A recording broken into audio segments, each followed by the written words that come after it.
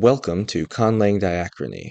This is the start of a series about building sound changes for our constructed languages using some of the principles of historical linguistics.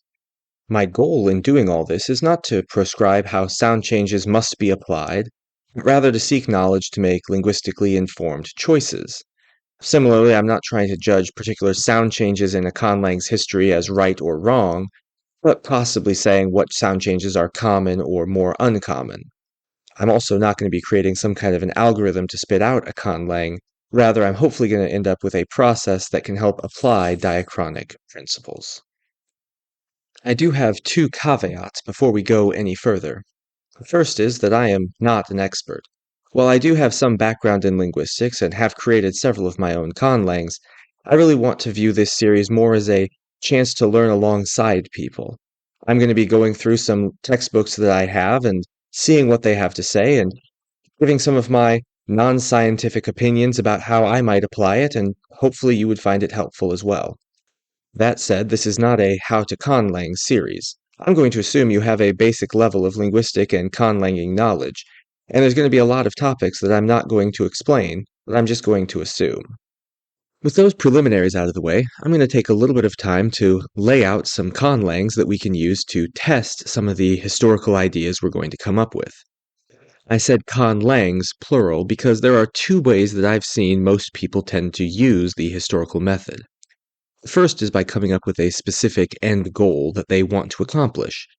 If we do that, the way that we apply these sound changes is going to be slightly different because we're looking to have a particular end result once we're all said and done.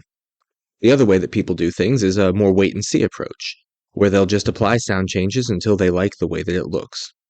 We're going to try to do both here. For our specific end goal language, I'm going to name that target lang. For our wait-and-see language, I'm going to name that free lang.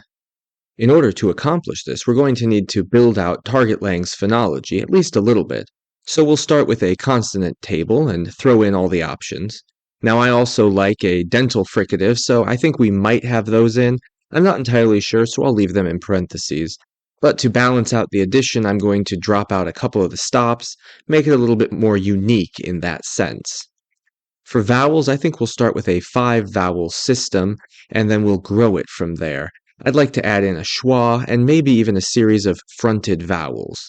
I'd also like to have long vowels, which are going to count as 2 vowels in a row for the purpose of syllable structure and syllable weighting, if that should be relevant.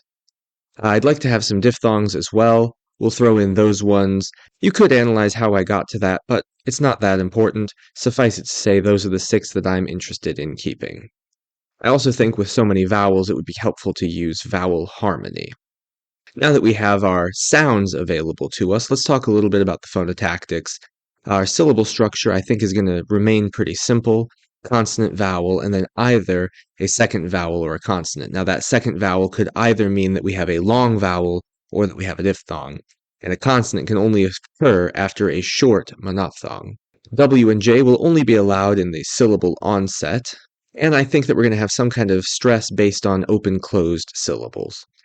The sound changes that we do will also create additional phonotactic constraints that we wouldn't necessarily be able to come up with quite as easily on our own. Now that we have a sketch of our target lang, we can work backwards to create some kind of a proto-lang. So we'll start with the phonotactics of the target lang, and we'll make some changes as we go. The first change I'm going to make is removing the palatal series. There's a lot of easy ways for us to develop palatals, so it might be useful to just get rid of that altogether and look how we can develop it instead. Similarly, I'm going to get rid of most of the interesting vowels, go back to our 5-vowel system. This is also going to affect our diphthongs and get rid of our vowel harmony. I think it's also helpful to add back in our missing stops, make it a slightly more balanced inventory, and we're going to decrease the fricatives probably just about as far as we can go. That ch at the end might also just become an h. I'm not really sure which one I want to go with quite yet. Since we've dropped most of our fricatives, it might be helpful to add in a dead consonant, another stop that can be used to help us develop those fricatives while still disappearing itself. This will create a less predictable alternation between our stops and fricatives in the target lang.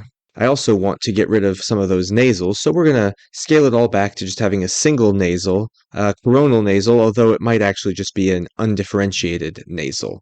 In the interest of showing off more sound changes, I'm going to turn our vowels down into a 3-vowel system, which will again reduce the number of diphthongs, although it might be worth just saying every combination of vowels is licit.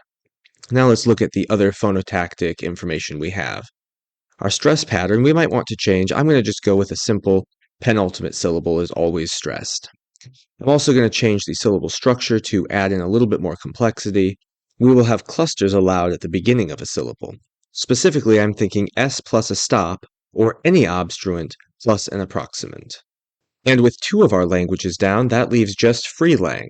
And at this point, we're not going to say anything about it because, well, that would ruin the purpose if we already have anything of it planned out. Now that we have our 3 languages, we're ready to start actually looking at different sound changes. And so in the next video, we're going to look at a particularly important pair of sound changes, assimilation and dissimilation. Until then, happy conlanging.